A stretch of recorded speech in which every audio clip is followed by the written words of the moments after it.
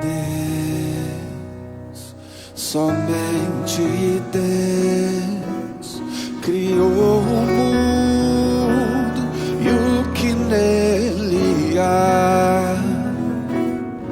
O ser que pode respirar existe pra mostrar a glória do Senhor. Deus, somente Deus, os seus mistérios pode revelar. Os seus desígnios quem jamais um dia conheceu, pois Deus somente é Deus.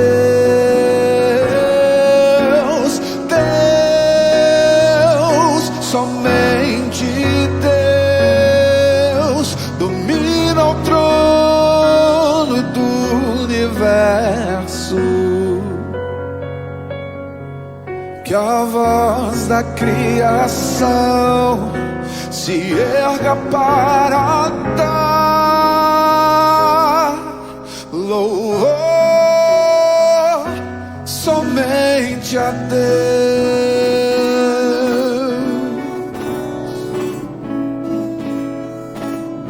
Deus, somente Deus, eternamente em nós há de inspirar a alegria de adorar, desejo de exaltar a Deus, somente a Deus.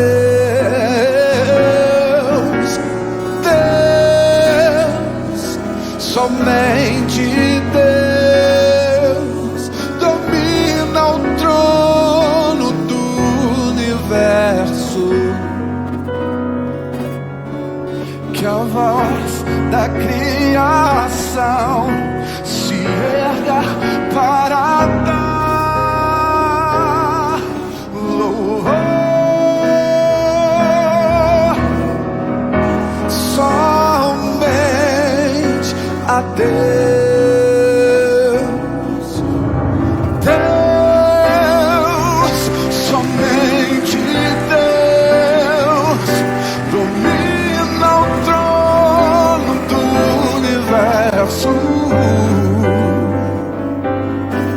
Que a voz da criação se erga para dar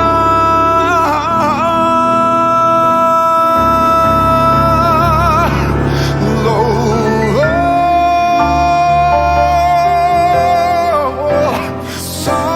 somente a Deus.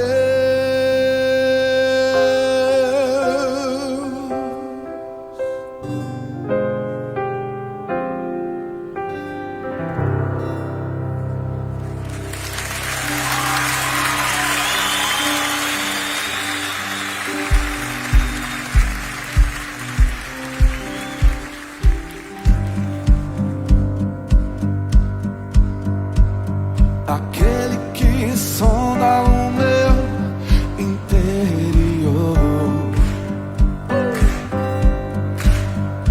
me conhece por dentro, sabe como eu sou. Ele sabe. Conhece os meus intentos, quem tudo me faz viver. Eu ouço o som da sua voz, ele me faz ver. Oh, yeah, yeah. Aquele que sonda o meu interior.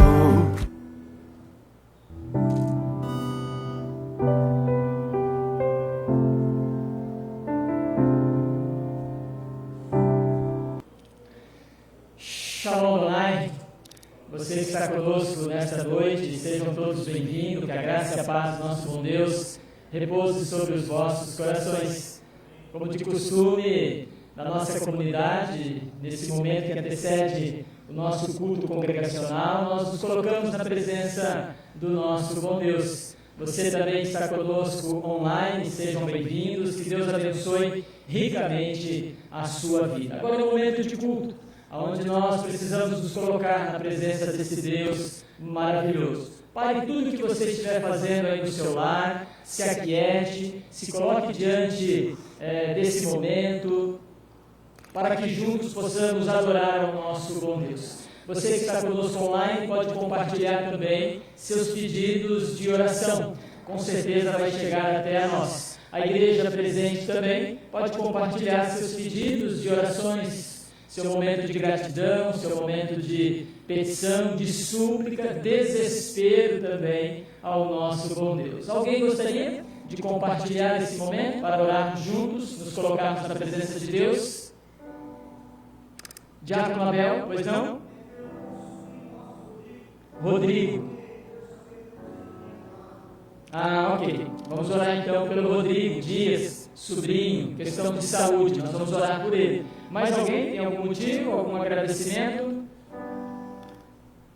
Algum pedido? Que igreja abençoada. Louvado seja Deus por isso, que Deus tenha ouvido o clamor de cada um de nós. Mas com certeza nós temos motivos. Nós temos o motivo pela chuva, pedir a graça de Deus. E a chuva, Deus? Precisamos da bondade desse Deus. Precisamos também, como sempre temos colocado, um grande avivamento para aquecer a nossa alma, aquecer os fracos, os desanimados, os abatidos, para que Deus avive a sua obra no decurso da cidade de Ubiratã, para que novos se acheguem e conheçam a graça de Deus Pai Todo-Poderoso. 2-2, 3-3, e nem nos ajoelhar devido esse período do Covid-19, aonde você está sentado. Vamos levantar um clamor ao nosso bom Deus. Vamos orar.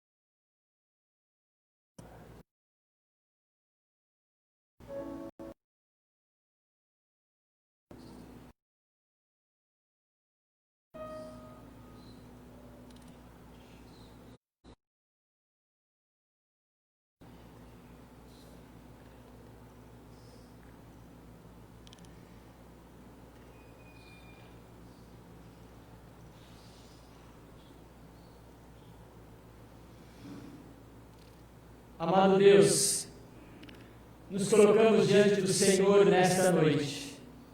Como igreja do Senhor, nos apresentamos a Ti. Não pelos nossos méritos, não por aquilo que há em nós, porque na verdade diz a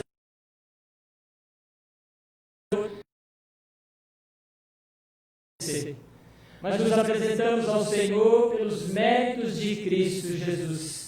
Aquele que morreu por nós, aquele que nos redimiu, aquele que trouxe luz à nossa alma, aquele que aqueceu o nosso coração, iluminou a nossa mente, ó Deus, e trouxe e abriu os nossos olhos.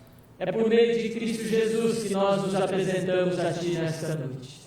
O Senhor é grande, é poderoso, é majestoso, merece ser adorado, exaltado, merece ser engrandecido, pois diz o Senhor é o Rei dos Reis. O Senhor é majestoso, o Senhor é excelso, e nós estamos aqui nesta noite para declarar ao Deus que nós servimos.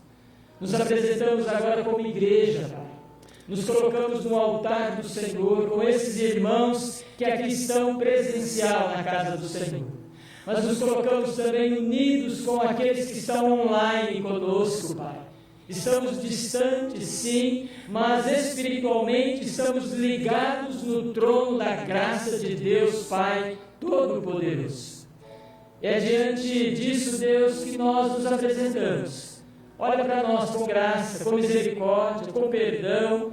Olha para o teu povo que clama individualmente, cada um deles tem suas lutas, tem seus dilemas, tem os seus confrontos, ó Deus. Por isso dá graça, fortalece a fé, aquece o coração para não retroceder em Cristo Jesus, meu Pai.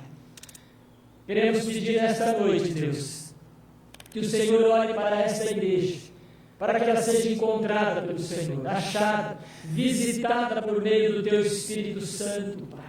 Olha para aqueles que estão fracos na fé, os desanimados, os abatidos, Senhor, espiritualmente, para que eles andem, voltem à casa do Senhor em Cristo Jesus. Queremos nesta noite colocar aqueles que estão enfermos, como foi suplicado pelo diácono Abel, pelo seu sobrinho. Olha para ele, no seu tratamento, na sua saúde. Coloca a tua poderosa mão em nome de Jesus. Abençoa os médicos, os enfermeiros, os medicamentos, que esse jovem fará uso, Deus. Que sejam instrumentos poderosos na tua mão. Queremos colocar também, Deus, a necessidade que hoje nós temos, a necessidade da chuva, a necessidade da água dos altos céus, a molhar a terra, Senhor, a encher os rios, a fazer, ó Deus, a semente germinar para que haja fruto, para que haja o alimento em nome de Jesus. Olha para o teu povo que clama, abre os céus, ó Deus, e estende a tua poderosa mão, envia as chuvas, ó Deus, para a glória do teu santo nome, Pai. E que nesta noite, Deus, sejamos alimentados por meio da exposição da Tua Palavra. Fala a nossa alma, fala a alma daqueles que estão online conosco para a glória do Teu nome. Que todo o nosso culto litúrgico, congregacional, tenha uma única finalidade: adorar e exaltar ao Rei dos Reis, Senhor. Deus, olha para nós, Senhor. É no nome de Jesus que nós oramos e agradecemos. Amém, amém e amém. Palavra com o presbítero José Thiago.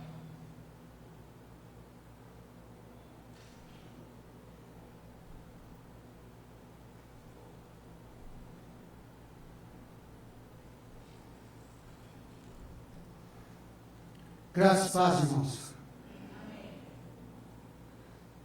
No Salmo 124, nos diz assim, o primeiro versículo nos fala: se não fosse o Senhor que esteve ao nosso lado, né? Ele vem falando sobre Israel, que na caminhada, a trajetória de Israel, se não fosse o Senhor que esteve ao nosso lado. Nós aqui como igreja do Senhor, aqui em Ubiratã, há 55 anos, né? Que graças a Deus, Deus esteve ao nosso lado, nos conduzindo, nos orientando e nos fortalecendo a nossa fé. E cada geração que já se passaram aqui, alguns que já se foram e que tiveram aqui antes de nós, que tiveram a força e a graça para continuar o trabalho, e os que estão aqui e os que virão ainda, né? Que Deus possa, assim, estar abençoando cada um de nós que hoje fazemos parte dessa igreja, né? Que possamos a cada dia estar fazendo a sua vontade, querer a vontade de Deus para nessa cidade e estarmos apresentando a Cristo Jesus aqui na nossa cidade, através da igreja aqui aonde congregamos.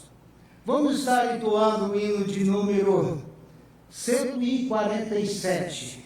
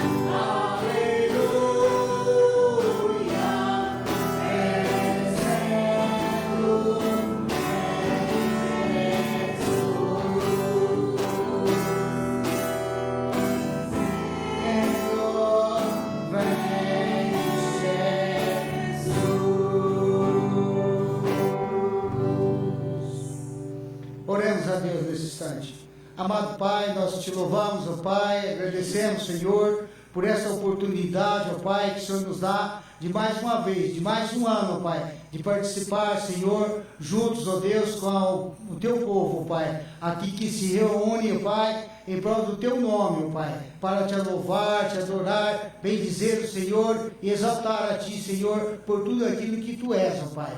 Ó Deus, fica, Senhor, presente com cada vida que aqui chegou, ó Pai, que mais outros anos possa estar aqui conosco, ó Pai, possa estar, Senhor, juntos cultuando e louvando o teu santo nome, ó Pai, até aquele dia que o Senhor vier buscar a tua igreja, ó Pai, que possa estar a igreja firme, convicta, ó Pai, de estar fazendo a tua obra, de estar fazendo, ó Pai, a tua vontade, o teu querer, ó Pai. Ó Deus, guarda-nos do mal, de coisas que vêm, Senhor, atrapalhando a nossa fé, Senhor, mas que o Senhor possa, Pai, a estar, Senhor, nos fortalecendo a cada dia, como o Senhor tem nos dirigido até aqui, ó Pai. Possamos, ó Deus, a estar, Senhor, na caminhada, firmes, ó Pai, e lutando contra o mal, ó Pai, e fazendo a tua vontade, ó Pai. Muito obrigado que o Senhor nos ama, que o Senhor aqui chamou, ó Pai, para estar neste momento louvando a Ti, Senhor. E aqueles outros que ainda não aceitaram a Ti, ó Pai, que possa abrir o coração, a Tua palavra possa entrar e habitar no coração, ó Pai, para estar, Senhor, também reunido aqui com o Teu povo, para estar louvando o Teu nome, Pai. Muito obrigado por tudo aquilo que o Senhor nos concede na nossa vida. Nós te bendizemos e agradecemos por tudo. Amém, Senhor. A igreja pode sentar-se.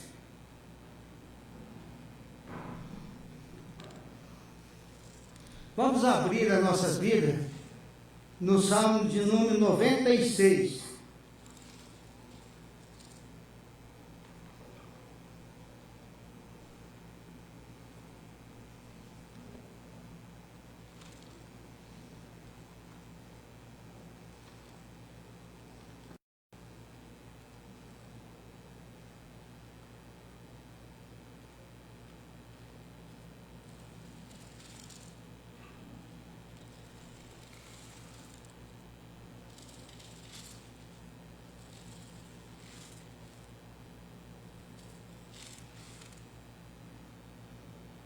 Eu lerei, os irmãos acompanham.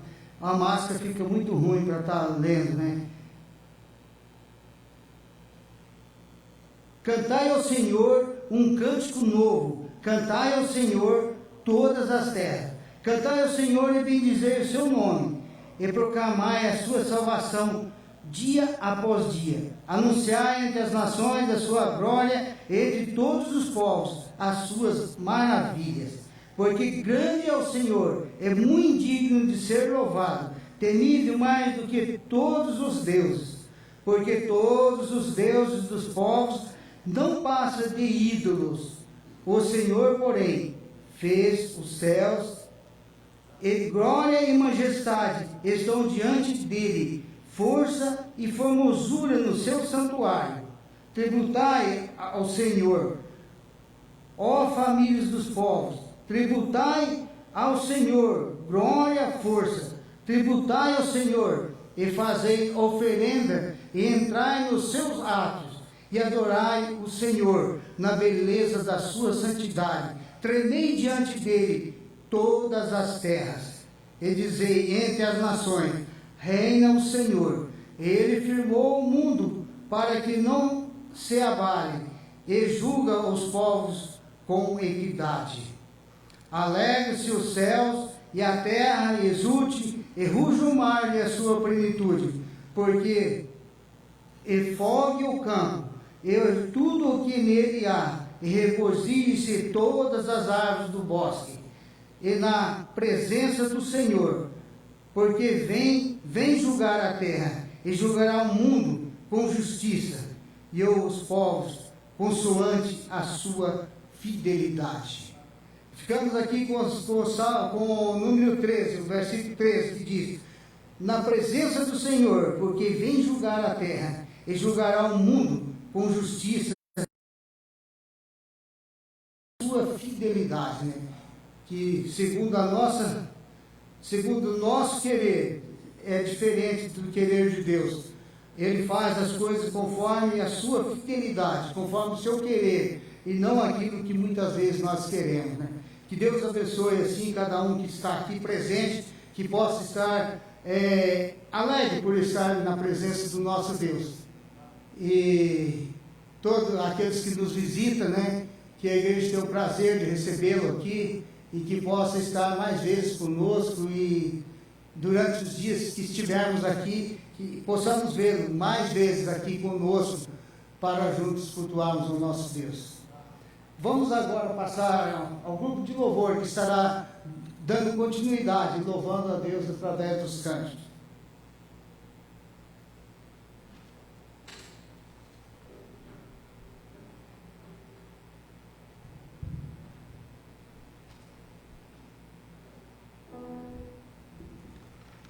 Graças e paz, igreja, amém? Vamos colocar em pé para louvar o Senhor. Às vezes a gente fica cansado, passou o dia todo fazendo alguma coisa, não foi bom. E eu estava vendo agora na estrada, Deus fala para a gente de várias maneiras, né? E na estrada eu estava conversando com meu esposo e terra, plantação, terra. E eu pensei, nossa, né? Será que não tem tempo para essa terra descansar? Não sei responder. Mas eu fiquei pensando, a gente é farto de alimento, né? Aí a gente muitas vezes esquece de agradecer quem nos deu aquela terra, quem nos dá o alimento, né? Então, naquele momento, eu agradeci muito a Deus, porque a gente sabe que em outros lugares, em outros países, quem fornece o alimento somos nós. Não que eles não sejam abençoados de outra forma, com certeza eles são. Mas nós temos que agradecer o que está aqui perto da gente também, né? E eu fiquei muito grata a Deus, porque a gente tem abundância de muitas coisas, né? Então a gente tem que todos os dias agradecer, mas hoje na casa do Senhor, somente agradecer a Ele, porque Ele é digno de toda a honra e toda a glória, amém? Vamos louvar e agradecer no nome do Senhor.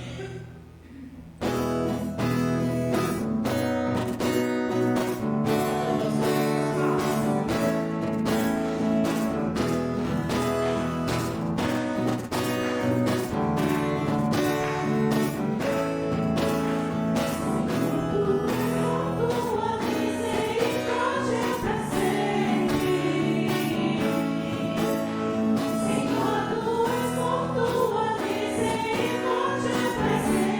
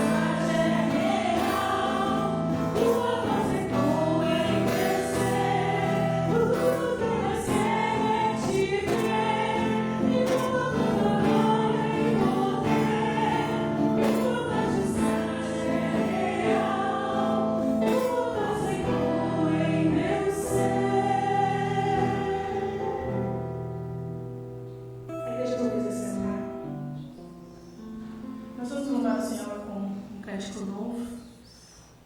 Eu gostaria que você prestasse atenção na letra, porque ele é o alfa, ele é o ômega, ele é o princípio, ele é o fim. Nós vamos declarar isso agora, amém?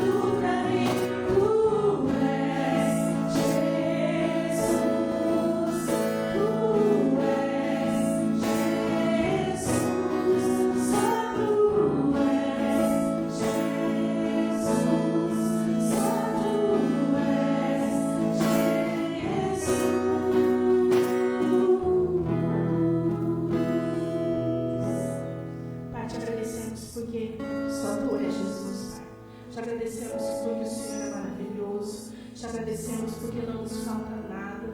Te agradecemos porque o Senhor nos dá o dom de estarmos aqui louvando o Senhor.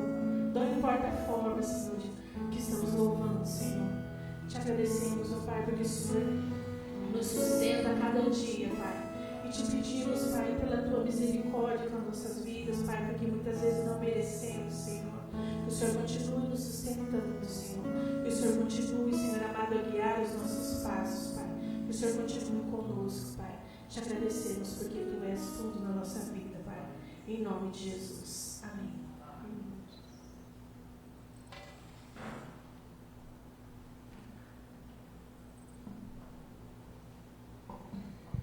É bom estarmos na casa do Senhor. Amém ou misericórdia? Para você que nos acompanha online, talvez você diga assim, misericórdia, porque você não pode estar conosco hoje. Mas com certeza, num tempo bem breve, você estará junto com esse povo, adorando e exaltando o nome do nosso bom Deus. Mas aonde você está? Na sua casa também é um momento de culto e celebração ao nosso bom Deus. Esse é o momento em que o nosso coração foi preparado como terra árida, seca, ansiosa, que anela pela chuva. Assim também a nossa alma nesse momento anela pela palavra de Deus, para nos mudar, transformar, nos edificar e até mesmo nos corrigir naquilo que é necessário. Eu quero convidar o reverendo Luiz Henrique, ele é pastor da quarta igreja IPB em Maringá, esteve conosco pela manhã, foi uma bênção a palavra dele. Você que está online, você que está aqui presencial, depois você pode acompanhar, tá bom? E quero já fazer uma ressalva, compartilhe esse momento, para que outras pessoas também possam adorar e ouvir da palavra de Deus nesse momento. Pastor, eu quero orar por você. Pastor Luiz depois vai estar também apresentando a sua família que está com ele, e assim todos estaremos juntos adorando a Deus. Vamos orar por você? Pai, em nome de Jesus, olha para a vida do teu servo, inspira ele como o Senhor fez pela manhã, traz palavras de vida eterna à nossa alma, em nome de Jesus que oramos, amém, Senhor, amém. Deus abençoe, meu pastor.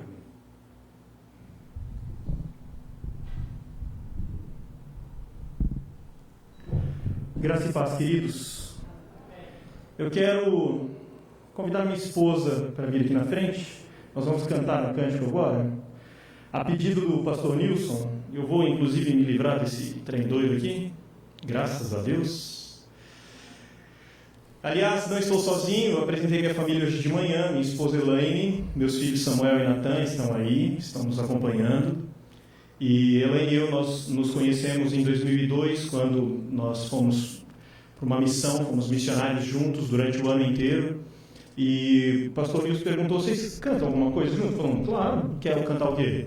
Uma música aí que é para a igreja cantar junto. E pensamos em alguma canção, e aí uma canção que a igreja não conhecia, ele falou, não tem problema, pode ser uma canção que a igreja não conhece, que a boca aprende também. Então, de repente, uma canção, e pegamos uma bem simples, uma canção de letra bem curta, já para ver a possibilidade dela entrar na igreja. Olha, a letra diz algo que primeiro ela começa com um pedido de Senhor, reina sobre o meu ser, reina sobre o meu viver e sobre o meu lar. E depois ela adora a Deus dizendo quem Ele é. És o autor da criação, és o motivo da canção que eu estou a cantar. Simples isso, né? Vamos lá, todos juntos na primeira e nessa segunda parte, vamos lá? Reina sobre o meu ser, todo mundo, vamos lá. Reina sobre o meu ser, reina sobre o meu viver e sobre o meu lar. Segunda parte. És o autor da criação, o motivo da canção que estou a cantar. Falamos alguma bobagem até agora? Você concorda com tudo isso que foi dito? Olha a parte seguinte, diz o seguinte, és a vida, és a glória, o Cordeiro de Deus Pai. É isso mesmo, não é que Ele é? O pão vivo, sangue puro, a estrela da manhã. É isso mesmo? Vamos lá todos juntos. És a vida, és a glória, o Cordeiro de Deus Pai. O pão vivo, sangue puro, a estrela da manhã. Agora foi minha vez de errar. E daí entra no refrão que diz, és digno de glória e de louvor, Cordeiro bendito do Senhor. É isso mesmo que Ele é, não é? Vamos cantar isso então?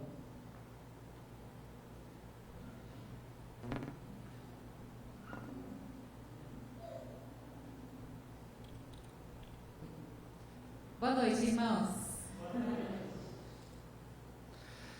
Já queremos avisar que estamos trazendo um abraço da 4ª Igreja Presbiteriana de Maringá pelo aniversário de 55 anos da Igreja Presbiteriana de Ubiratã. Nós convidamos o pastor Nilson para ir pregar no ano passado, no aniversário da SAF, não sei se foi da SAF Nacional ou da SAF da 4ª Igreja, eu sei que tinha alguma coisa a ver com a SAF, e as próprias mulheres da SAF falaram para mim: pastor, queremos o reverendo Nilson. Falei: fechou, chá comigo, eu entro em contato com ele. E aí ele falou: agora você tem que pagar a visita. Eu falei: fechou, pode chamar que eu estou lá, me chama. Ainda mais depois que eu descobri o caminho para a roça ali, rapaz, agora eu volto.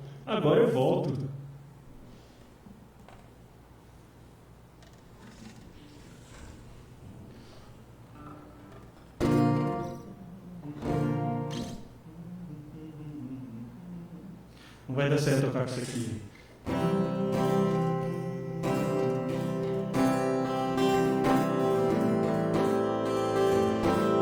Lembra uma canção bem simples, uma canção com uma letra bem curta, mas que fala exatamente aquilo que Deus precisa, merece ouvir. Reina sobre o meu ser, reina sobre o meu viver e sobre o meu lar. És o autor da criação, o motivo da canção que estou a cantar. És a vida, és a glória, o Cordeiro de Deus Pai, o pão vivo, sangue puro, a estrela da manhã. Mais uma vez no começo, reina.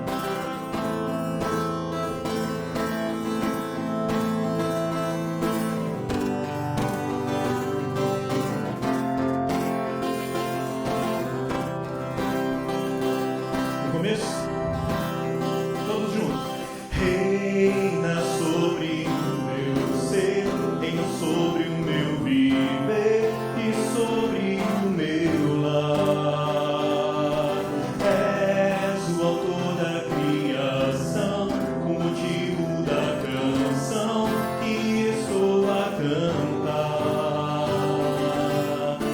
És a vida, és a glória, Cordeiro de Deus Pai, o pão vivo, sangue puro, a estrela da manhã. És digno de glória e de louvor, Cordeiro bendito do Senhor. És digno de glória e de louvor, Cordeiro bendito. Vamos subir o tom? Vai ficar duro. És digno de glória e de louvor, Cordeiro bendito do Senhor. És digno de glória e de louvor, Cordeiro bendito do Senhor.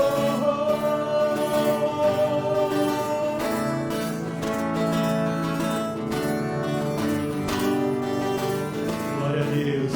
Isso é uma oração. Reina, Senhor. Reina no meu viver, reina no meu ser, reina no meu lar. Porque Ele é o autor de todas as coisas. E como diz o texto de Romanos, é por Ele que nós somos, nós vivemos, nós nos movemos, nós existimos. Ele é digno de ser louvado. Glórias ao nome do Senhor. Obrigado, princesa. Abra sua Bíblia, meu irmão e minha irmã, por favor. No mesmo texto que estudamos hoje pela manhã, Isaías capítulo 6. Vamos olhar dessa vez os primeiros 8 versículos de Isaías. Hoje pela manhã nós olhamos os primeiros 7 versículos. Eu vou, como eu disse, já pela manhã cometer um erro proposital, um erro exegético. Eu vou vai até o versículo 7, depois do versículo 8 em diante começa uma nova narrativa. Eu vou só entrar nessa nova narrativa, vou pôr um pezinho lá e a gente vai parar, não vou continuar nessa segunda narrativa, e daqui a pouco os irmãos vão saber por quê. Isaías capítulo 6.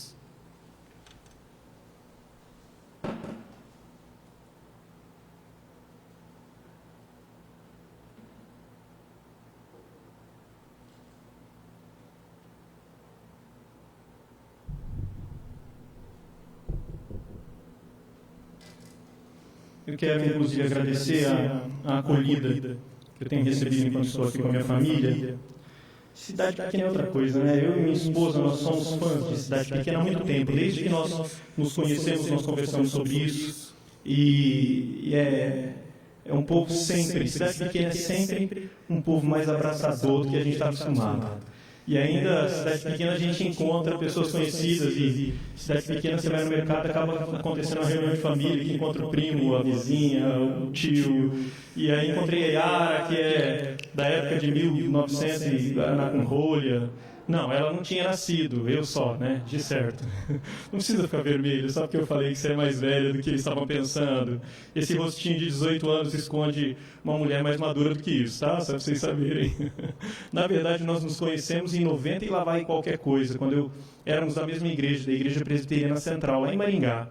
Yara, Fernando e Maíra, os três que acabavam andando junto com a minha família também, o pessoal mais ou menos da mesma idade. Fiquei muito feliz de ser abraçado pelos novos e de matar a saudade daqueles mais conhecidos há mais tempo. Isaías capítulo 6, dos versículos 1 até 8, diz da seguinte maneira: no ano da morte do rei Uzias, e eu já citei aqui de manhã que essa narrativa também se encontra, acerca da morte do rei Uzias, se encontra em 2 Crônicas, no capítulo 26. Então, no ano da morte do rei Uzias, eu, Isaías, vi o Senhor assentado sobre um alto e sublime trono. E as bases das suas vestes enchiam, as abas, das suas vestes enchiam o templo. Serafins estavam por cima dele, cada um tinha 6 asas. Com 2 cobria o rosto, com 2 cobria os pés e com 2 voava. E clamavam uns aos outros, dizendo: Santo, Santo, Santo é o Senhor dos exércitos, toda a terra está cheia da sua glória. As bases do limiar, ou seja, os fundamentos daquele local onde eles estavam, a fundação, se moveram à voz do que clamava, ou seja, tremeu até os alicerces com aquela voz que estava clamando, e a casa se encheu de fumaça. Então disse eu: ai de mim, estou perdido, porque sou um homem de lábios impuros, habito no meio de um povo de impuros lábios, e os meus olhos viram o Rei, o Senhor dos exércitos. Então um dos serafins voou para mim, trazendo na mão uma brasa viva, ou seja, uma brasa ainda incandescente, que tirara do altar com uma tenaz, que é uma pinça de ferro bem grande, utilizada para mexer a lenha incandescente dentro da lareira ou do fogão. E ele retira com essa pinça uma brasa ainda incandescente. E o versículo 7 diz: com a brasa tocou a minha boca e disse: eis que ela tocou os teus lábios, a tua iniquidade foi tirada e perdoado o teu pecado. E o último versículo, o versículo 8 diz: depois disto, ouvi a voz do Senhor que dizia: a quem enviarei? E quem há de ir por nós? Disse eu: eis-me aqui, envia-me a mim. Sei que já oramos, mas vamos orar novamente. Deus de graça, Deus de bondade, te louvamos por quem o Senhor é, te louvamos pelo que o Senhor faz. Não há quem se compare ao Senhor, Pai. Esse texto fala da sua majestade, esse texto exalta a sua majestade. Nós somos conscientes, Senhor, da tua majestade, apesar de não termos uma noção do tamanho dela. Nós sabemos que ela é grande e sabemos que não há ninguém que se compare ao Senhor. Queremos te louvar eternamente pela tua majestade, pela tua glória, pelo teu poder, pela tua justiça, pela tua bondade, pelo todos na eternidade, Senhor. Mas queremos desde já que essa majestade, essa grandeza do Senhor impacte as nossas vidas. Ansiamos, Pai, ansiamos para que o Senhor fale conosco, impacte as nossas vidas e que o Senhor nos mova por dentro, que o Senhor promova um avivamento dentro do nosso coração, não um avivamento barulhento e um avivamento de movimento, Senhor, mas um avivamento de conhecimento do Senhor, Pai. Um avivamento de andar contigo, um avivamento de saber quem é o Senhor, um avivamento de sermos íntimos, de termos o Senhor em alta conta nas nossas vidas e de caminharmos com proximidade a Ti, Senhor. Faça isso. Se lhe a conhecer, portanto, nessa noite, de forma que as nossas vidas sejam impactadas, de forma que sejamos transformados por esse encontro, nessa noite, Pai. A palavra, termos ouvidos pecadores, nos dê o privilégio de ouvirmos a palavra santa. Apesar de ser uma boca pecadora que irá falar, dê o privilégio de que essa palavra santa permaneça na sua santidade, não seja maculada por quem prega, mas que ela faça o estrago, que ela faça a transformação, que ela cause um impacto que só ela pode causar, Pai. E que o Teu nome seja louvado por vidas transformadas pela palavra e pelo Espírito nessa noite, Pai. Abra os nossos olhos, Senhor, para que nós possamos contemplar as maravilhas da Sua lei. É o que nós te pedimos em nome de Jesus, Pai. Amém.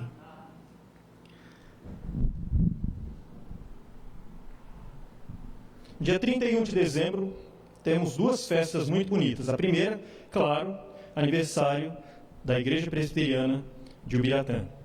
Mas além disso, há um pouco tempo mais, quase nada, certo homem pregou 95 teses, 95 propostas teológicas, convidando a população a uma discussão. Pregou na porta de uma catedral, lá na cidade de Wittenberg, na Alemanha. O nome dele era Martinho Lutero. Isso aconteceu, teoricamente, ou assim como dizem os narradores da história, aconteceu num dia 31 de outubro de 1517.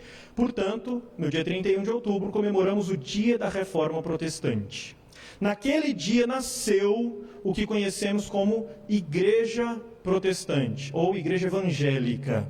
Antes de 1517 não havia isso. A partir de 31 de outubro de 1517, nós temos o que é conhecido como a Igreja Evangélica ou a Igreja Protestante. Só que essa igreja, ela é multifacetada, vamos dizer assim. Ela tem várias ênfases, várias características. Várias igrejas surgiram desse movimento protestante, e cada uma com a sua respectiva característica.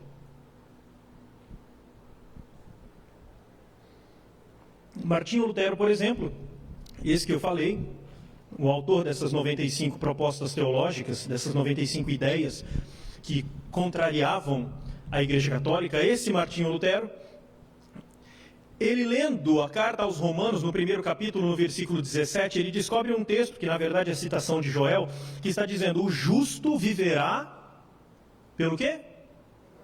Isso, todos sabem. Povo bom aqui, parece que todo mundo frequenta a escola bíblica dominical. Ou lê a Bíblia em casa, ou ambos. E eu espero que ambos. O justo viverá pela fé. E ele descobre algo diferente do que ele tem vivido até então. Ele achava que era pelas obras, pelo que ele fazia. O justo viverá pelas obras. É o que sempre tinham ensinado para ele. Ou o justo entrará na vida eterna pelos seus feitos, pelos seus méritos. É o termo técnico que a Igreja Católica utiliza. Aliás, eu vou falar de várias igrejas e eu não estou criticando nenhuma delas, eu estou apenas fazendo apontamentos que qualquer líder de qualquer uma dessas denominações que eu vou citar, ele vai concordar comigo. É isso que eles pregam, todos eles. Eu vou citar várias dessas denominações, inclusive não apenas a nossa. Então, se você vai na Igreja Católica, você vai ver a ênfase que eles dão nos méritos, os méritos dos santos, os méritos de Cristo e os seus méritos quando você arregaça as mangas e trabalha pela obra. Então a Igreja Católica dá uma ênfase muito grande na salvação pelas obras. Essa é a grande ênfase da Igreja Católica. Se você, portanto, chegasse para o Papa ou para algum padre e perguntasse qual é o resumo, qual é o ápice, qual é a parte mais importante, qual é o ensinamento principal da sua denominação, ele vai dizer da salvação pelas obras. Talvez o outro vai dizer a participação da Eucaristia. Sim, a Eucaristia é um sacramento da Igreja Católica e da Evangélica. Nós chamamos de ceia e eles de Eucaristia, mas não muda. O nome só que muda. É a mesma coisa. Eles vão dizer que é o ponto alto. Sim, mas para o católico, a participação dos sacramentos é uma obra que você faz para ganhar pontos, digamos assim, e merecer essa salvação. Então, talvez um vai dizer participação na Eucaristia. Talvez o outro vai dizer participar de todos os sacramentos. Tá, mas tudo isso são obras. Não muda o fato de que o ponto alto da teologia católica é a salvação pelo mérito. Quer seja de Cristo, quer seja os nossos méritos. Martinho Lutero, portanto, crendo nisso, deitou-se sobre a Bíblia ali, deitou-se no sentido de gastar tempo, não no sentido de cochilar, sabe? De ir para a horizontal. Martinho Lutero, recurvado, melhor dizendo então, recurvado sobre a Bíblia, estudando, encontra esse texto de Romanos 1,17, remetendo a Joel, capítulo 2, quando diz: o justo entrará na vida eterna não pelas obras, mas pela fé. E aí surge o que ele chama de a doutrina da justificação pela fé. Ou seja, nós vamos ter os nossos pecados perdoados Não porque nós fazemos coisas boas, mas porque nós cremos em alguém que fez uma obra muito boa na cruz. Então é pela fé nele que eu tenho meus pecados perdoados. Esse é o ponto alto da doutrina de Martinho Lutero. Muito obrigado pela pergunta que a senhora acabou de fazer aqui. Pastor, nós não cremos nisso? Obrigado, boa pergunta. Cremos nisso. Mas não é o ponto alto da nossa teologia, da teologia presbiteriana. Vou falar de outros agora. Por exemplo, Igreja Batista. Qual é a grande ênfase? Qual é o ponto alto da doutrina das igrejas batistas? E isso, a evangelização. Obrigado. Evangelização. Os batistas acreditam que o que Deus quer deles é que eles evangelizem, para que o mundo seja salvo, ouça acerca de Cristo, difundir o evangelho. Doutrina da Igreja Assembleia de Deus. E eu falo de conhecimento interno. O meu sogro é pastor da Igreja Assembleia de Deus em Rolândia há uns 30 anos, 20 e poucos, 30 anos já. Então nós conhecemos de dentro. Qual é a grande ênfase da doutrina assembleiana? É o relacionamento com Deus pela sensação, pelo sentir, pelo batismo com o Espírito Santo. É o que eles buscam. Eles buscam o batismo pelo Espírito Santo. Mas pastor, eu já fui da Assembleia de Deus. Ou então, eu tenho parentes na Assembleia de Deus, eles também evangelizam muito.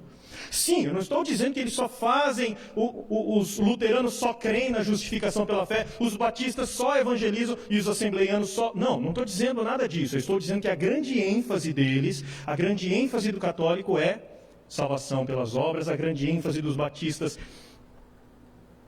é a evangelização, a grande ênfase dos assembleianos é o batismo no Espírito Santo, a grande ênfase dos luteranos é a justificação pela fé. A grande ênfase dos adventistas, como o próprio nome já diz, é a guarda do sábado. Então, cada doutrina, cada denominação, cada denominação, ou cada ramo da teologia, eles têm uma ênfase diferente, algo que eles acham que é mais importante do que as outras. Tá, e nós presbiterianos? Para começo de história, nós não dizemos que essa é uma doutrina agora presbiteriana. Essa que eu vou falar, nós dizemos que é uma doutrina reformada. Reformada no sentido de que quando houve a reforma protestante, formaram-se alguns grupos, os anabatistas, os luteranos, os anglicanos e os que são chamados de reformados. Todos vieram da reforma protestante, mas só esses chamam-se de reformados. É igual ao São Paulo.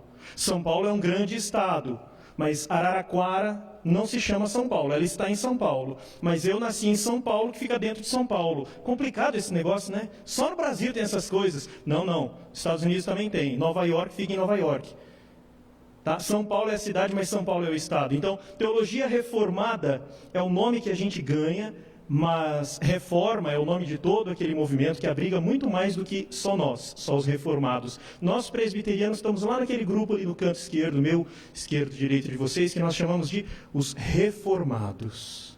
Tá, se os batistas creem em algo, a ênfase dos adventistas é outra, os católicos dão ênfase em... E qual é a nossa ênfase? Nós cremos na importância dos sacramentos? Sim. Nós cremos que tem que fazer boas obras? Sim. Cremos que temos que evangelizar? Sim. Nós cremos que tem que guardar um dia em 7? Sim. O sábado, inclusive.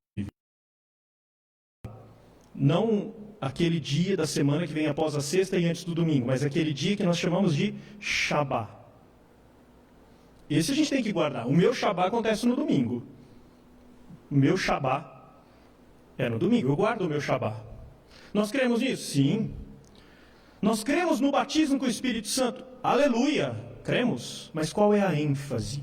Se você perguntar para um teólogo reformado qual é a parte mais importante da teologia, ele vai dizer uma coisa apenas: conhecer a Deus. Conhecer a Deus é mais importante do que tudo. Acreditamos em todas essas doutrinas, seguimos essas, ou quase todas, né, com exceção da primeira, da doutrina católica, mas nós acreditamos na necessidade, não na salvação pelas boas obras, mas na necessidade das boas obras. Nós acreditamos em todas elas, mas para nós nada se compara em conhecer a Deus. O apóstolo Paulo, inclusive, ele falando acerca dos judeus, ele está falando, eu conheço os meus irmãos judeus.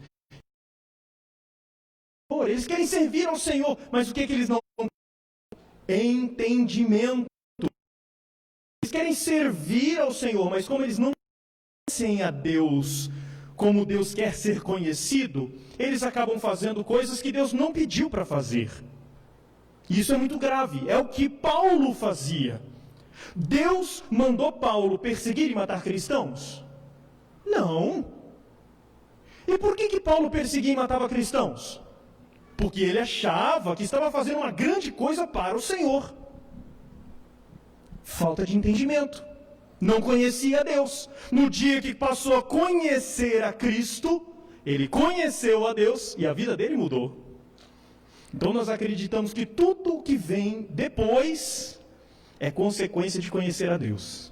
Se você crê em evangelizar, se você crê na oração, se você crê no poder das práticas de piedade, se você crê na oferta, se você crê nos cultos públicos, se você crê na necessidade das boas obras, se você crê em qualquer outra coisa, tudo isso tem que ser consequência de conhecer e prosseguir conhecendo ao Senhor.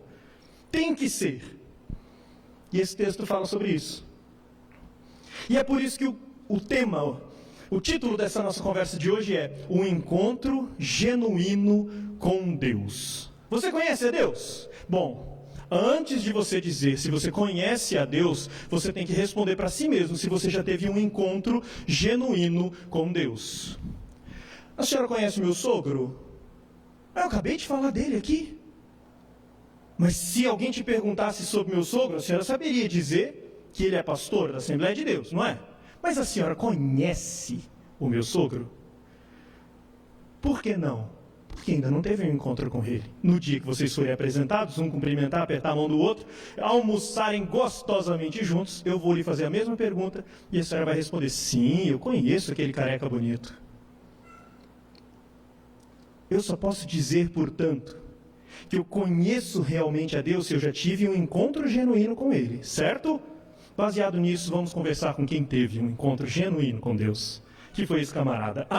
Esse camarada teve um encontro genuíno com Deus. E eu quero olhar para cá, e eu quero que nós encontremos nesse texto 3 características de uma pessoa que teve um encontro com Deus. E eu quero que você use isso como régua para você medir o seu cristianismo, para você medir o seu conhecimento de Deus. Se conhecer a Deus é tão importante, vamos avaliar quanto nós conhecemos de Deus. Eu não estou perguntando se você sabe citar todos os versículos da Bíblia, se você sabe citar alguma pergunta, se você sabe localizar quais são, onde que está o livro de Abacuque na Bíblia. Eu não estou perguntando isso se você sabe citar João 3,16 ou mais alguma meia dúzia de versículos, se você sabe qual era o nome de pai de Sansão, ou qual era o nome da mãe de Moisés. Eu não estou perguntando se você conhece aquelas informações sobre. Não. Eu estou perguntando se você conhece a Deus. E eu estou dizendo que essa nossa conversa sobre Isaías vai servir de parâmetro para você avaliar quanto você conhece intimamente a Deus. Vamos olhar para o nosso texto. Primeiro, nós encontramos Isaías diante de uma grande visão. Ele está dizendo: no ano da morte do rei Uzias, eu vi o Senhor assentado sobre um alto e sublime trono, e as abas das suas vestes enchiam o templo. Serafins estavam por cima dele, cada um tinha 6 asas.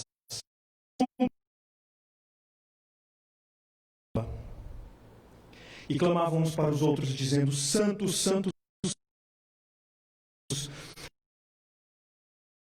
sua glória. As bases do limiar se moveram à voz do que clamava, e a casa se encheu de fumaça.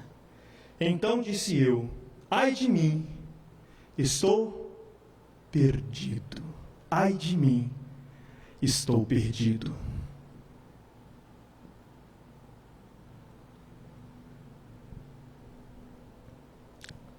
Três características de um encontro genuíno com Deus, portanto. A primeira delas é ter uma noção exata da grandeza do Senhor. Ter uma noção exata da grandeza do Senhor é a primeira marca de uma pessoa que realmente teve um encontro genuíno com Deus. Se você não teve um encontro, ou vou falar diferente, se você não tem uma noção de quão grande é o Senhor, você não pode dizer que teve um encontro genuíno com Deus. E se você não teve um encontro genuíno com Deus, você vai poder dizer que conhece sobre o Senhor, mas não que você conhece o Senhor. Vou propor um exemplo agora, uma ilustração. E eu vou pedir ajuda talvez dessa ala aqui, ó, quem sabe? Ou daquela ala ali atrás, quem sabe? Quantos, por favor, erguam suas mãos, quantos já assistiram o filme Frozen? Ergue a mão aí. Turma do Frozen. Olha lá. Sabia. Agora pode baixar. Quantos assistiram Frozen mais de uma vez? Levanta a mão. Olha lá. Sabia. Eu também. Várias vezes. Tem muita gente que nunca assistiu o filme Frozen, então a gente vai ter que explicar para eles acerca do filme. O filme Frozen é uma narrativa de um mundo em que tudo fica inverno, de repente, por causa de um feitiço. Tá, pulando essa parte, vamos para a parte que me interessa. Na parte que me interessa acontece a seguinte cena. A personagem principal, a princesa Elsa, o filme é sobre ela, mas a personagem principal é a irmã dela, a princesa Anna, ou Hannah. A princesa Anna, ela encontra-se de repente numa cabana no meio da neve. Uma cabana em que ela vai comprar alguns itens. E ela conhece aquele que vai ser o seu par romântico ao longo de toda a narrativa. Qual que era o nome dele? Isso! Mas vocês são... Ninguém perde essa hora. Vocês sempre me respondem. Eu nunca preciso responder isso, pastor. Toda vez alguém me fala. E a Hannah conhece o Christoph. Agora essa eu duvido que vocês saibam, hein? Olha lá, hein? Aí, de repente, eles se encontram nessa cabana e eles querem comprar alguns itens. Mas os itens estão muito caros. Do outro lado do balcão tem um vendedor. E o vendedor é um baixinho, pequenininho lá, que está do outro lado do balcão. Qual era o nome do vendedor? Hã? Ninguém sabe, né? É porque no filme não fala. A gente depois tem que pesquisar na internet para ver na sinopse do filme. Os autores deram um nome para ele, mas não é falado no filme. O nome dele é Oleg. Então esse Oleg é aquele baixinho que está do outro lado do balcão falando qual é o preço das coisas. E o Christoph e a Anna ficam indignados com o preço, é muito caro. E aí o Christoph faz uma bobagem. Ele achava que conhecia aquele cara, ele achava que sabia tudo sobre aquele camarada e ele se sente na liberdade de falar para a Anna o seguinte: pode deixar, eu vou dar um jeito nesse espertalhão. E aí o Oleg, baixinho, do outro lado do balcão, põe as duas mãos do tamanho de raquetes em cima do balcão e diz: do que é que você me chamou? E começa a sair o homem de trás daquele balcão e vai saindo o homem. E eles descobrem que o camarada devia estar sentado quase que no chão. O cara era um armário de 2,30 m, com mãos do tamanho de... e com um braço que parecia as minhas duas coxas juntas. O cara era um monstro. E naquela hora o Christoph percebe a bobagem que ele fez. E a cena termina com o Christoph sendo arremessado no meio da neve para fora da venda. Enxergou a cena na sua mente? É claro que vocês aqui já enxergaram, lógico. Eu já enxerguei. Mas eu espero que você que não tem gente para construir essa cena na sua mente agora. Porque o que aconteceu com o Isaías foi muito parecido com o que aconteceu com o Christoph. O Isaías está se vendo numa situação agora em que ele está perdido. Ele olha para Deus e diz: ai de mim, estou perdido. Porque ele teve uma noção da grandeza do Senhor. Assim como o Oleg começa a se levantar, ele tem uma noção do que ele fez. Ele tem uma noção da grandeza daquele moço. E ele pensa: dançou, estou perdido. E realmente no filme o que acontece é diferente do que acontece com a narrativa de Isaías. Meus queridos, Deus é grandioso demais. Falamos sobre a grandiosidade de Deus hoje a manhã inteira. A manhã inteira. E eu precisei cortar muita coisa, muita coisa. Eu ficava de olho naquele... Eu vou dizer a palavra agora, hein? Eu vou dizer a palavra agora. Não, é outra, pior. Eu vou dizer no microfone. Aquele maldito que ficava... Relógios fazem isso com os pregadores. Relógios me mandam cortar um monte de ilustrações. Relógios me mandam encurtar aquilo que eu gostaria de falar. Relógios me mandam pegar todas aquelas grandes palavras que aqueceram meu coração e pensar apenas 2 ou 3 para entregar para vocês. Relógios me fazem isso. E se deixar o microfone na minha mão ligado e tirar aquele bicho dali, eu vou longe. Mas nós falamos sobre a grandiosidade do Senhor. E Isaías teve uma noção dessa grandiosidade do Senhor. Todas as pessoas que têm um encontro genuíno com o Senhor têm uma noção da grandiosidade dele, por um motivo muito simples, porque não existe nada nesta terra que se compare ao Senhor. Meus filhos tiveram agora, recentemente, uma experiência muito interessante. Eles estavam estudando comigo acerca do universo, do tamanho do universo. E aí nós pegamos imagens da internet que são muito engraçadas, são muito legais. Engraçadas, eu não, acho que não é boa palavra não, mas são muito interessantes, muito ilustrativas, educativas. Nós pegamos uma imagem do que seria um drone, um avião, um helicóptero sobrevoando um bairro. E vimos uma quadra de futebol ali. E esse avião fotografando, dando um zoom ali naquele campinho ou naquela quadra de futebol, ele começa a se elevar. E a imagem vai ficando cada vez mais distante. Você já vê algumas casas. E aí vai continuar subindo e você vê o quarteirão inteiro. E continua subindo e você já vê o bairro inteiro. E ele continua subindo. Já está minuto.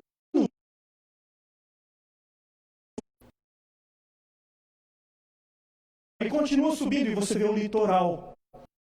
Continua subindo, e pelos contornos do litoral você entende até qual é o continente em que ele está, qual é o país que é aquele. E continua subindo e você vê o continente inteiro. E continua subindo, você vai menor, surgem outros planetas ao redor. Distante surge o Sol. E mais distantes, e aí você já não vê mais a Terra. Se antes você viu uma quadra, agora você já não vê nem mesmo o planeta Terra inteiro. E todo o sistema solar está na sua tela.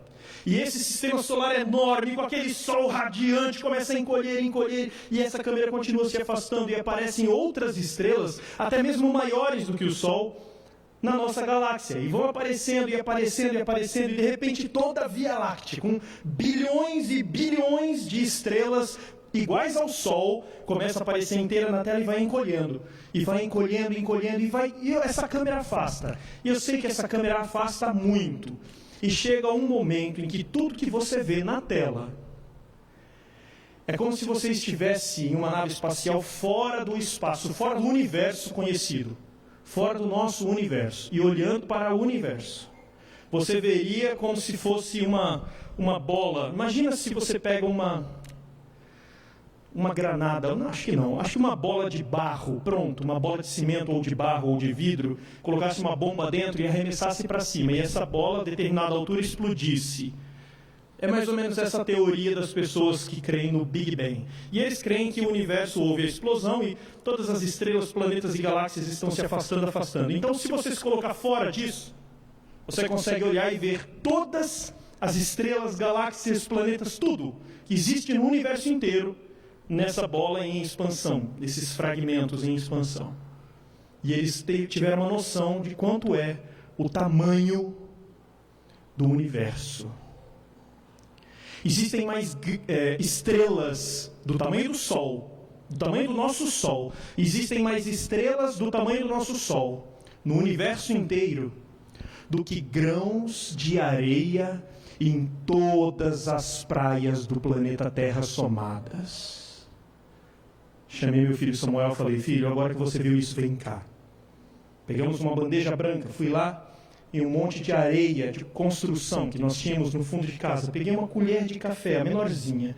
Peguei um punhado e joguei em cima daquela bandeja branca, esparramei. Falei: Samuel, dá um nome diferente para cada um desses grãozinhos, vai lá. É claro que não dava, era muito grãozinho.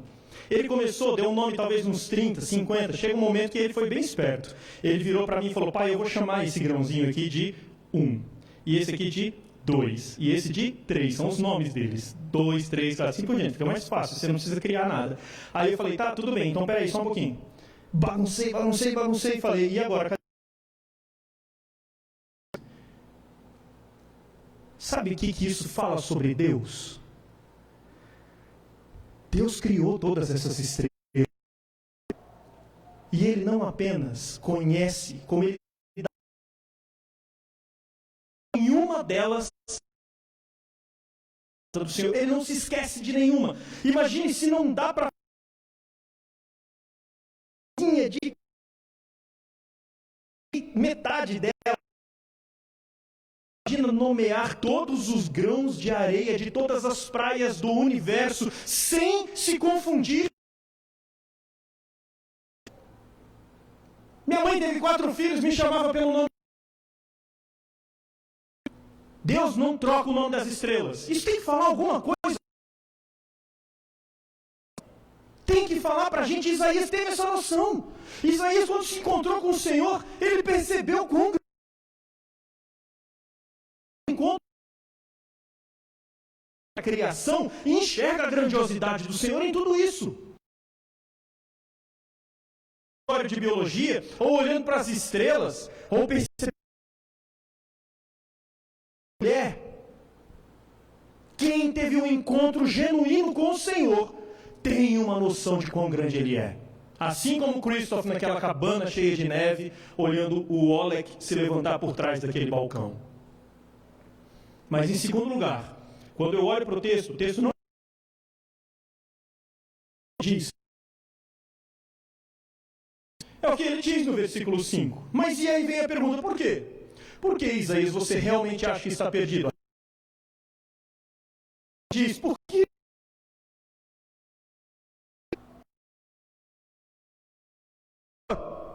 É isso que ele diz. Eu estou resumindo tudo que ele falou no versículo 5. Eu sou pecador, eu vi o Senhor. Como pode um pecador ver a Deus e continuar vivo? Eu sou pecador. Eu falei dos pais de Sansão, Manoá era o nome dele, aliás. Juízes, no capítulo 13, tem uma narrativa. O anjo aparece para o pai e futura mãe de Sansão, para Manoá e sua esposa. E aí o anjo do Senhor fala, vocês vão ter um filho, e ele vai ser especial, vai ser um juiz de Israel. E aí Manoá fala assim, então deixa eu oferecer um sacrifício aqui, ou te oferecer alguma coisa para comer. E aí o anjo fala, não, se você trouxer algum cabrito, alguma coisa, então ofereça de sacrifício, porque eu não vou comer. E então Manoá corre com sua esposa, pega um cabrito e oferecem como sacrifício ali. Quando está tudo pegando fogo e a fumaça está subindo, preste atenção. A fumaça do sacrifício está subindo. Manoá e sua esposa estão observando. O anjo está do lado de lá da fumaça, da fogueira. O anjo cata no rabo da fumaça e sobe para o céu na fumaça. Como isso? Não sei o que está lá. O anjo pegou carona com a fumaça e foi para o céu. Naquele momento, Manoá e sua esposa tiveram uma noção de que eles estavam diante de Deus, ou de alguém como Deus, ou de um anjo de Deus, algo assim. E eles pensaram algo muito parecido com Isaías.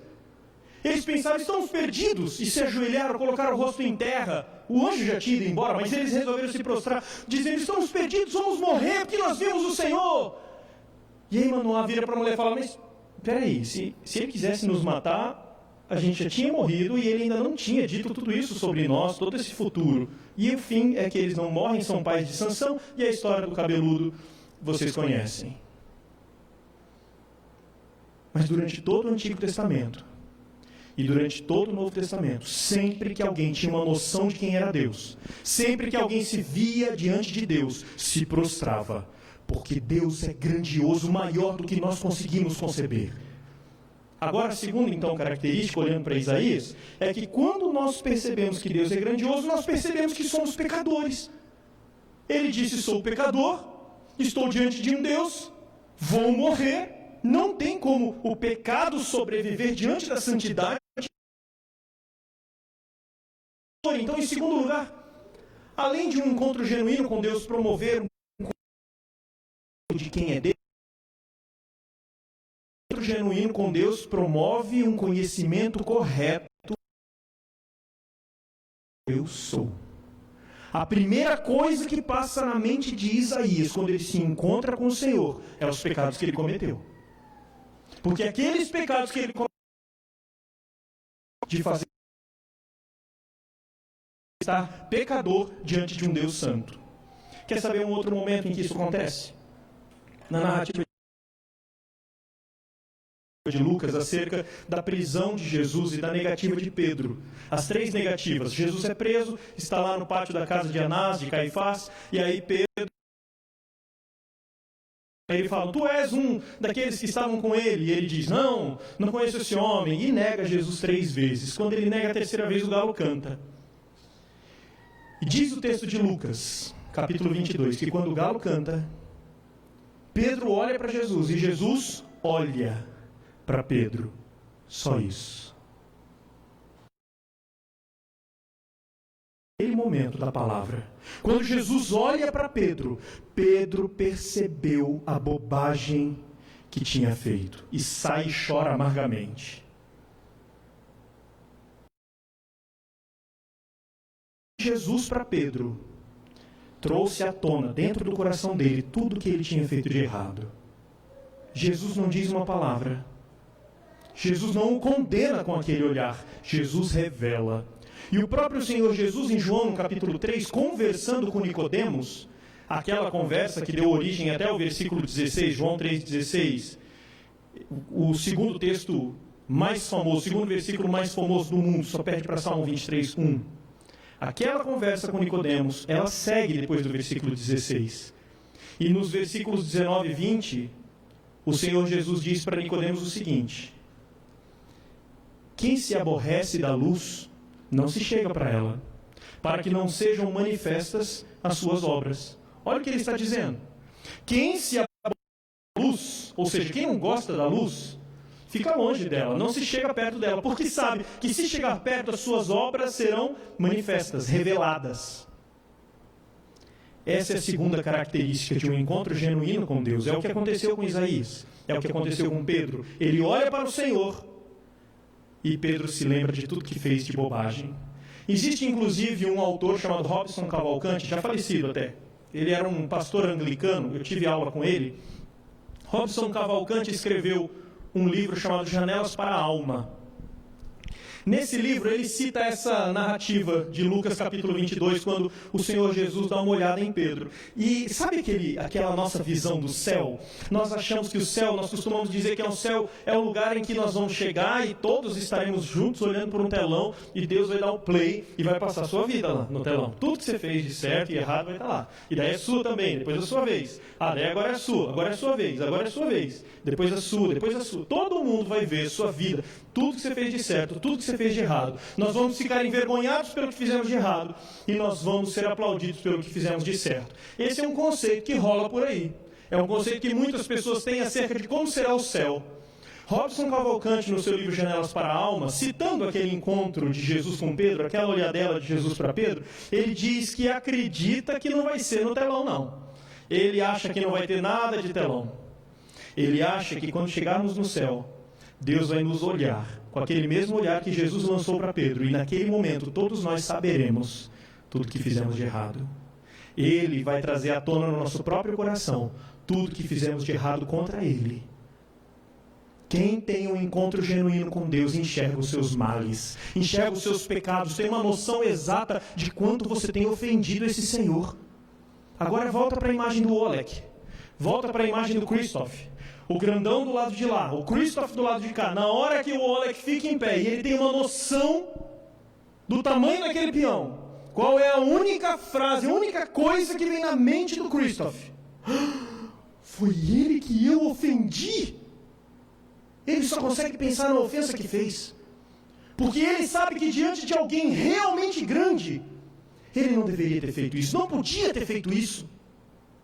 Quando nós estamos diante de Deus é assim.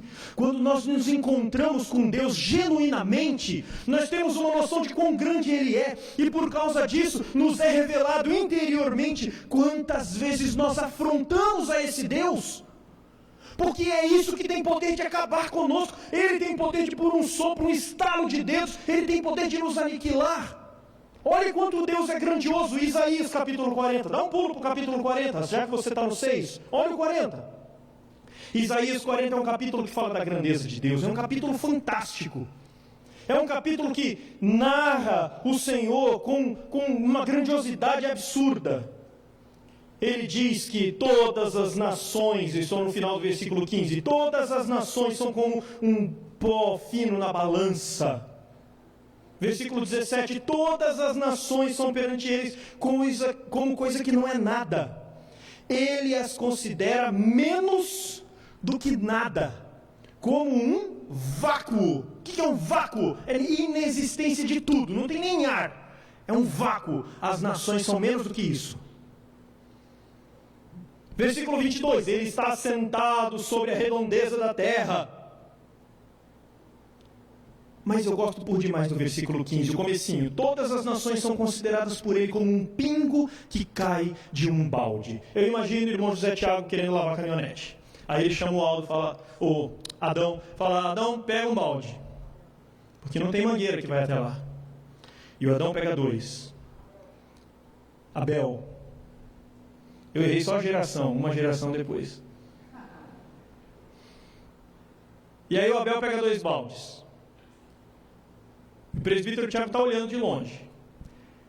E o Abel vem caminhando com 2 baldes grandes, cheios de água. E acontece algo.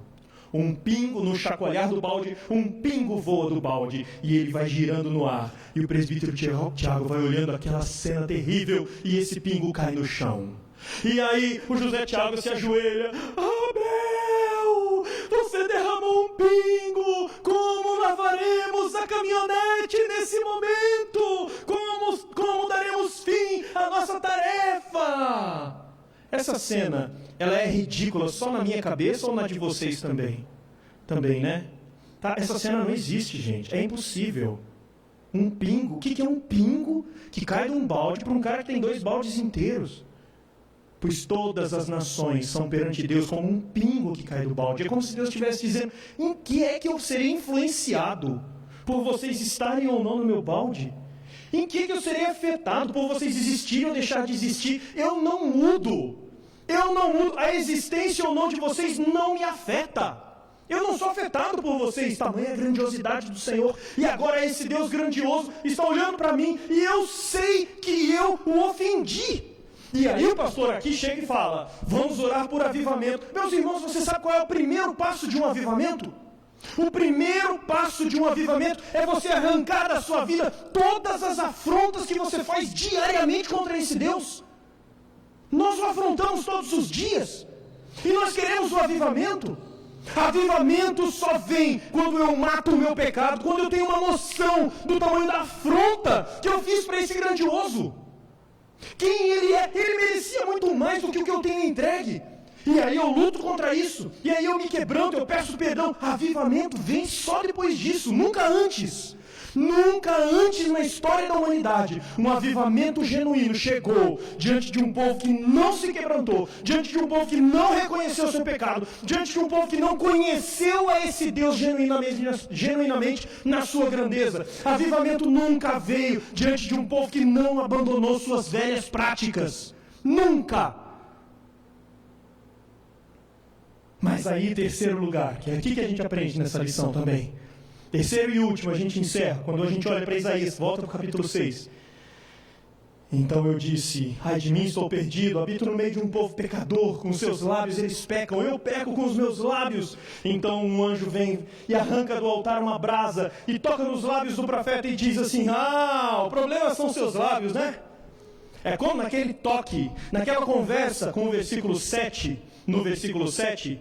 ah, porque ela tocou os seus lábios, a tua iniquidade foi retirada e o teu pecado foi perdoado. Essa conversa no versículo 7, sabe o que está dizendo?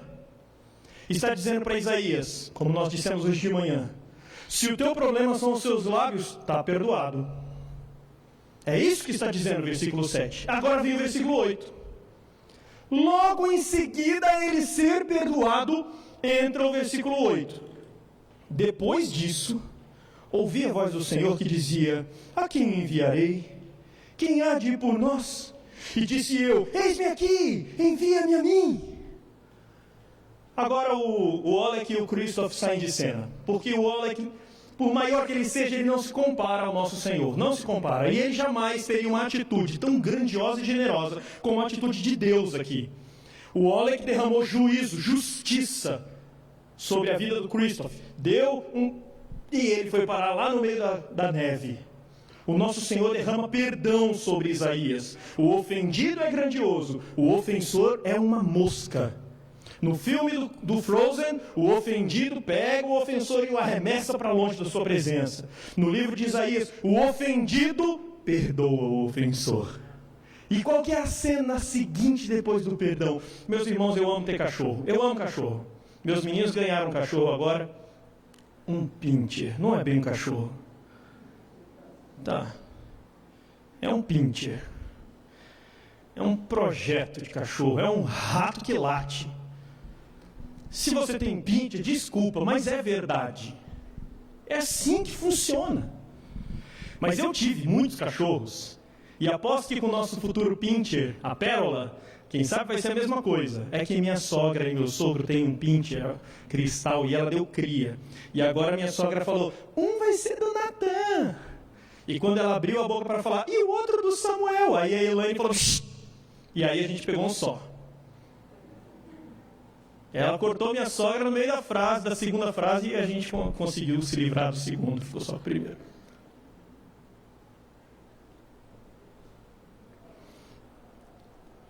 E eu amo cachorro. E aí, às vezes, você sabe o que é misericórdia? Aí eu já vou explicar o cachorro depois de explicar o que é misericórdia.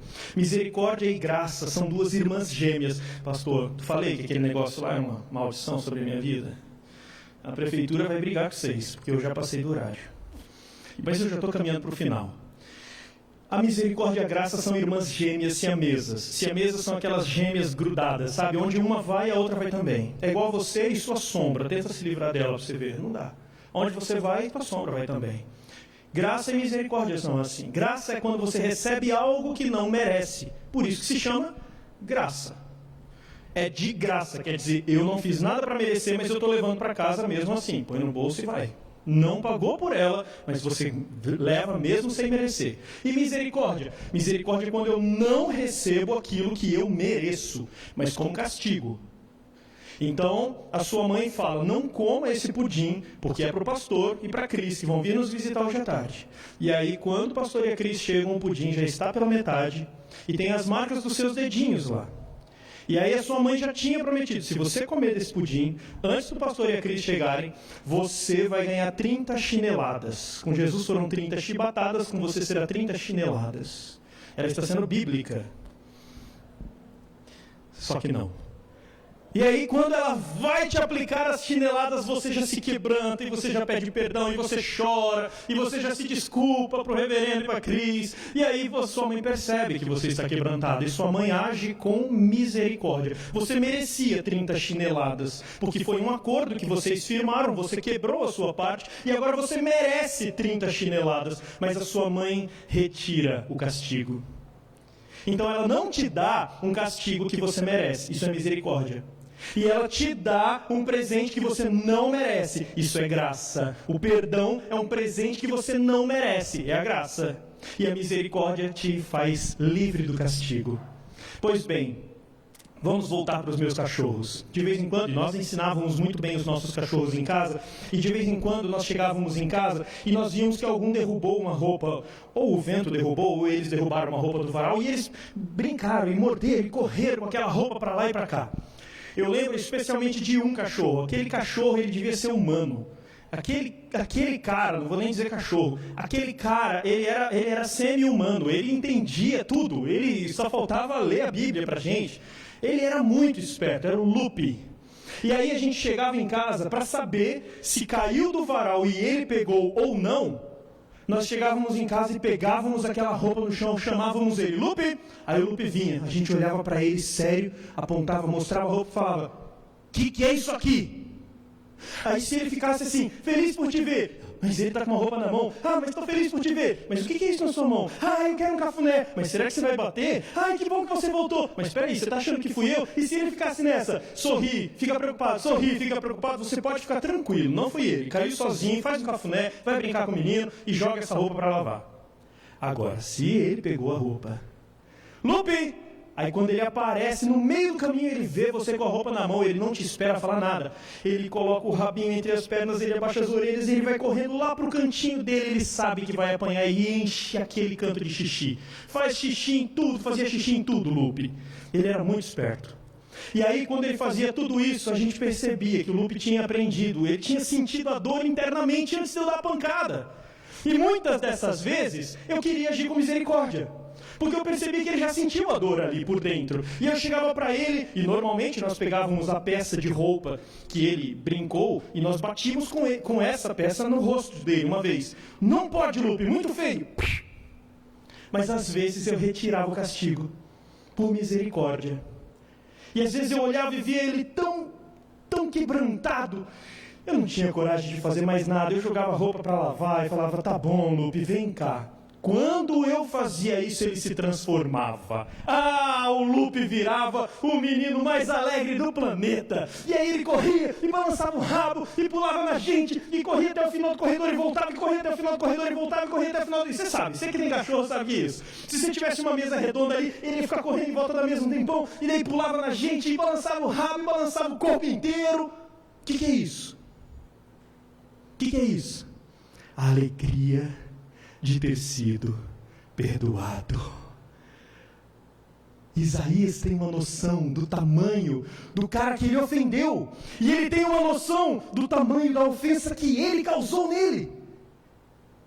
Então ele recebe perdão, e ele ouve Deus como que conversando ali entre os anjos. Escuta, a quem nós vamos enviar mesmo? E Isaías lá do outro lado da sala, sei lá, ouve aquela conversa e fala, Senhor, eis-me aqui, envia-me a mim, eu quero ir, conte comigo, Senhor, conte comigo. Isso é característica de um perdoado, de alguém que entendeu o perdão, alguém que entendeu que ele foi livre do castigo. Ele se alegra, ele fica rejubilante. Se fôssemos cachorros, nós balançaríamos o corpo inteiro nessa hora, e correríamos e pularíamos sem parar. Meus irmãos, uma das características que mais marcam um novo convertido é isso que a gente chama de primeiro amor. É exatamente isso. O cara acabou de ter uma noção de que ele foi perdoado, então ele quer fazer tudo. Ele quer falar para o vizinho, ele quer contar para o pai, ele quer vir na igreja todos os dias da semana. Ele lê o Novo Testamento inteiro em uma semana, e ele quer fazer, e ele ora, vai na reunião das mulheres, vai na reunião dos homens, mesmo que seja um adolescente. Ele está em tudo, ele participa, envolve nisso, envolve naquilo. Porque ele tem uma noção do tamanho do perdão que ele recebeu, e ele não consegue não ser grato. Genuínos encontros com o Senhor promovem isso na gente. Genuínos encontros com o Senhor fazem com que por dentro nós fiquemos rejubilantes e querendo fazer, e querendo dizer, Senhor, conte comigo. Eu já fiz tanto contra o Senhor, deixa eu fazer a favor. Eu já cuspi tanto no Senhor, deixa eu trabalhar pelo Senhor. Senhor, eu já andei tão distante, deixa eu caminhar junto contigo. Eu quero andar contigo, Senhor. Isaías mostra isso. Isaías chega para Deus, uma vez perdoado, e ele diz, Senhor, eu não posso não ir. Eu não posso não dizer, eis-me aqui. Eu não posso fazer outra coisa senão me entregar. O tamanho do perdão foi tão grande, o tamanho do ofendido é tão grande, a ofensa é tão grande, essa afronta é tão absurda, e o Senhor me perdoa. O que eu posso fazer, Senhor? Eu só posso me jogar, eu só posso chorar, eu só posso te louvar, Senhor, e eu posso só fugir do pecado. Porque essa é outra característica de alguém que se encontra com o Senhor. Não está aqui. E nem é um quarto ponto que eu vou adicionar, não. Mas com certeza merece um comentáriozinho aqui. Porque no momento em que o Christoph, vamos voltar com o Christoph e o Oleg, no momento em que o Christoph vê aquele Oleg grandão, a última coisa que ele quer é continuar ofendendo aquele cara. Mesmo que ele não tenha sido perdoado, a última coisa que ele quer é jogar mais uma ofensa contra ele. Agora, imagine, se além de saber quem ele é, ter uma noção da ofensa, se ele ainda tivesse experimentado o perdão, como Isaías experimentou, você acha que Isaías ia querer e aceitar afrontar a esse Deus novamente? Claro que não. Pastor, mas o próprio apóstolo Paulo, ele diz que ele tenta fazer o bem, mas o bem que ele quer fazer não consegue fazer, ele acaba pecando. É verdade. Romanos capítulo 7, muito obrigado por ter feito esse comentário. Romanos capítulo 7, o próprio apóstolo Paulo diz que ele deseja acertar, mas que ele erra. Sim, mas o fato de ter tido um encontro genuíno com o Senhor faz com que ele se quebrante e peça perdão todas as vezes. Um pedido de perdão genuíno, e não aquele pedido de perdão que você está, obrigado, Senhor, pelo alimento. Que mais agora? Perdoa os meus pecados, em nome de Jesus, amém. Não esse, mecânico, mas um pedido de perdão quebrantado, Davi, no Salmo 51, Senhor, eu pequei, Senhor, eu pequei contra ti, só contra ti, de sorte que o Senhor vai ser justo no seu julgar, o Senhor vai ser correto se o Senhor me castigar, o Senhor tem razão se o Senhor me castigar, porque eu pequei, Senhor. Senhor, me purifica com hisopo e eu ficarei limpo, lava-me, eu ficarei mais alto que a neve. Isso não é oração mecânica, isso é quebrantamento genuíno. Se a primeira marca, e aí a gente encerra, se a primeira característica de um encontro genuíno com Deus é ter uma noção real de quem é o Senhor, se a segunda característica de um encontro genuíno com Deus é ter uma noção real do tamanho do pecador que você é, a terceira característica de um encontro genuíno com Deus é o quebrantamento. E tudo que vem a partir dele, quebrantamento e entrega, quebrantamento e serviço, quebrantamento e oferta, quebrantamento e de hoje em diante a minha agenda, quebrantamento e transformação de vida, quebrantamento e tudo que vem depois dele. Quebrantamento, meus irmãos, uma igreja com 55 anos de idade é uma igreja que já deve saber isso. E eu sei que uma igreja com 55 anos de idade é composta de pessoas com muito menos do que 55 anos de idade. Não dá para julgar a maturidade dos crentes de uma igreja pela idade que o templo tem. Não dá. Mas venhamos e convenhamos, nós presbiterianos, que achamos que nada vale mais, nada é mais importante do que conhecer a Deus, nós precisamos entender acerca disso. Meça, portanto, a partir de hoje, o seu encontro com o Senhor, para saber se foi genuíno ou não, a partir da noção que você tem de quão grandioso Ele é, a partir da noção que você tem do seu próprio pecado, e a partir do quebrantamento que essa noção te traz. Se você vê o Senhor, vê o seu pecado, qual a sua reação? Depois eu peço perdão, está tudo bem. Ou então você vê e fiz de novo. Senhor, me perdoa, Senhor, de novo. Quebrantamento e tudo o que Ele te traz. Que Deus abençoe sua vida, mas que Deus te mastigue, que Ele te quebrante, que Ele ponha você em caco diante da noção do tamanho da afronta que você causa a Ele cada vez que você peca, desde os menores até os maiores. Que Deus promova quebrantamento e um correto, um genuíno encontro com Ele em cada um dos filhos dessa igreja. Amém? Reverendo, eu sei que eu vou orar no final, então você já falou, então não vou orar agora no final da mensagem, vou esperar o final do culto. Nós louvamos a Deus por esta palavra que falou a nossa alma, ao nosso coração. Que Deus possa ser honrado e glorificado. Eu quero convidá-los a se colocar em pé. Enquanto isso, eu quero dar um aviso à comunidade.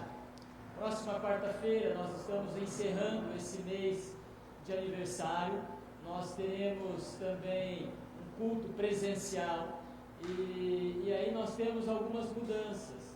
Os nossos cultos agora não serão mais às 19 horas. Serão às 19 horas e 30 minutos. Então você que nos acompanha online, preste atenção nisso. Não é mais às 19, será às 19 horas e 30 minutos. No dia 28, encerrando esse momento, esse período, esse mês de gratidão pelos 55 anos, nós teremos também quarta-feira às 19 horas o nosso culto de gratidão a Deus pelo dia da reforma. A igreja faz 55 anos e a reforma 503 anos de existência. Estará conosco o reverendo Everton.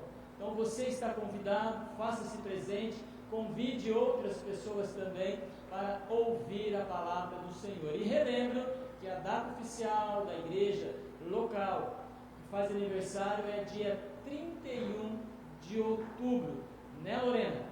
Dia 31 de outubro a igreja faz aniversário. Deus abençoe você que esteve conosco online, você que esteve presencial, ao pastor Luiz Henrique, a sua família, foi muito edificante a sua presença no nosso meio. Que o bom Deus o conduza de volta até Maringá, abençoe o seu ministério, que seja um ministério profícuo, os filhos, a esposa, muito bom tê-los conosco, tá bom? Deus abençoe a todos, o pastor vai orar por nós e vai impetrar a bênção nesse momento. Vamos orar, depois receber a bênção. Pai eterno, nós te louvamos pela tua grandiosa misericórdia, Pai. Nós te louvamos pela graça de derramar sobre nós um perdão que não merecemos e pela misericórdia do Senhor que corta de sobre nós muito, Senhor, do que nós merecíamos receber por causa dos nossos erros, mas que o Senhor suprime, o Senhor retira, Pai. Obrigado por esse pecado que não cai sobre nós, apesar de o merecermos. Muito obrigado, Senhor. Muito obrigado por esse castigo que não é derramado sobre as nossas vidas, apesar de o merecermos. Queremos te louvar por essa igreja. Queremos te louvar por 55 anos de organização nesse local. E queremos te louvar por todos os frutos que esse trabalho já rendeu ao teu reino, Pai. Queremos te louvar pelo pastor dessa igreja com toda a sua família, pelos pastores que aqui já passaram, Pai. Queremos louvar ao Senhor e pedir por todos aqueles que ainda virão assumir esse trabalho e esse púlpito. Que o Senhor faça com que a tua obra nesse local seja sempre continuada e ela jamais pare, ela jamais cesse. E que esse púlpito encontre pregadores cada vez melhores, Pai. E que essas ovelhas encontrem pastores cada vez mais habilidosos em apresentar o Senhor para elas, Pai. E que o teu reino encontre ovelhas cada vez mais dispostas a te servir e te honrar nessa cidade e nessa região, Pai. Dê para essa igreja o privilégio do quebrantamento, o privilégio do avivamento, o privilégio de ter uma noção de quem o Senhor é e de quão pecadores eles são e quanto eles precisam do Senhor, Pai. Esse é o primeiro passo, Senhor. Esse é o primeiro passo para todos nós. Nos ensina isso, Pai. Que o Senhor nos faça enxergar quanto nós dependemos, quanto nós carecemos de ter uma noção de quem o Senhor é e de ter uma noção do nosso próprio pecado, Senhor. Tenha misericórdia dessa casa, tenha misericórdia desse teu povo aqui e tenha misericórdia de todos nós. É o nosso pedido em nome de Jesus. E que a graça do nosso Senhor e Salvador Jesus Cristo, o amor de Deus, o Eterno Pai, a comunhão e as consolações do Espírito sejam com todos aqueles que já tiveram um encontro genuíno com o Senhor, até o dia que Ele venha nos buscar a todos, ou até o dia que nos chame individualmente para si. Amém e amém. Deus nos abençoe. Parabéns por 55 anos de organização e foi um privilégio estar aqui com vocês. Boa semana.